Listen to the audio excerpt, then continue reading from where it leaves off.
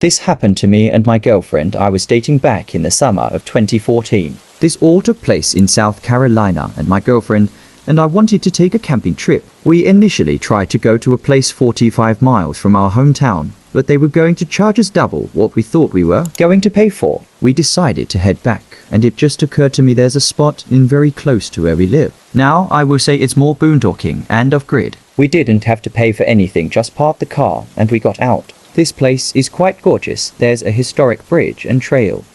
Also some of the oldest railroad tracks in the south. We got there before sunset, so we had plenty of time to pitch the tent and set everything up. There were a few cars when we arrived, but they were most likely hikers and would be gone by nightfall. The only thing that made us uncomfortable was a busted up and rusted old white van with no license plate. We both pointed that out, thinking it was weird, but we shrugged it off and started walking to a good place to set camp up. After several hours around 3 AM following some quality time spent with her and taking in all the nature and then going to sleep, we started to hear this obscure singing and walking around our tent.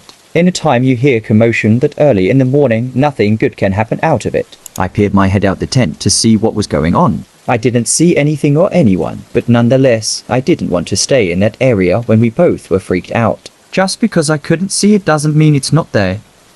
I barely did a decent walk around our tent. As we were quietly gathering our belongings, we heard the singing get louder. I recall words in this song he was singing had, "Now won't I come out?" followed by this raspy laughing. Once we finally packed a tent, that was when crunching on the leaves, and his humming is what we heard, so we knew this guy was close by. We booked it. I grabbed her hand and threw the tent and folding chairs on my back. We made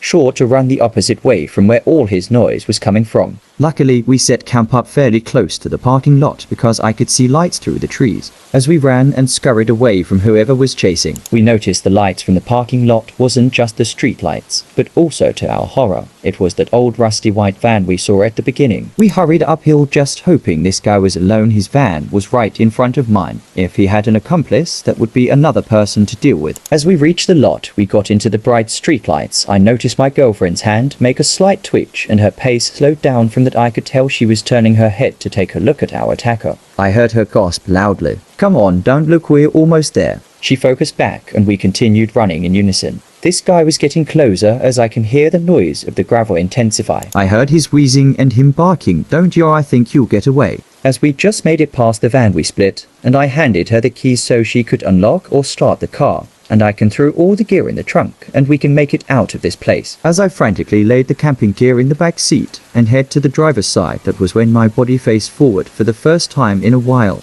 Every noise this guy was making was close and amplified now. With the car running, I kept my head down to put it in reverse, but curiosity got the better of me. In the brightness of my headlights, this man was a behemoth with a stern, wrinkled face with red patchy hair, a goatee that had dirt and crud smeared over it. His eyes were fixated on us like a scope magnifying onto 10-point bucks. He was wanting to kill. "Get back here," he barked, waving a baseball bat back and forth. I shook my head, and with that I swerved out, and we were on the way out with our hearts racing. In the rear-view mirror, we saw the man slam the bat in frustration. A narrow escape. We drove to Waffle House and spent the rest of the early morning, until the sunrise.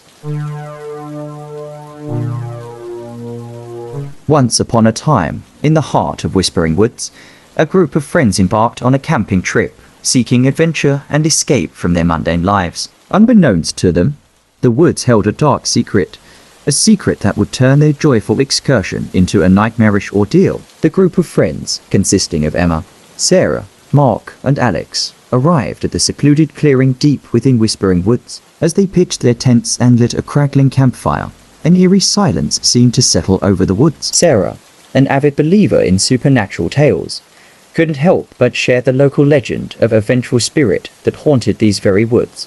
As darkness fell, strange occurrences began to plague the campsite. Mysterious whispers carried on the wind, causing the friends' nerves to fray. Shadows danced and twisted, playing tricks on their eyes. Objects moved of their own accord, and the crackling campfire cast flickering shadows that seemed to have a life of their own. Paranoia consumed the group, pitting them against one another. Emma heard phantom footsteps approaching her tent, while Mark claimed to have seen a pair of glowing eyes in the distance. Alex's tent was visited by an inexplicable coldness, making him shiver with dread. Sarah, torn between her fascination and fear, sensed a malevolent presence lurking just beyond their sight. With each passing hour, the haunting intensified. The friends' sanity began to unravel as the veil between the living and the dead grew thin. They were plagued by horrifying nightmares, their dreams invaded by the spectre of the vengeful spirit that haunted these very woods. Doubt and fear gnawed at their minds, fueling their descent into madness. Emma,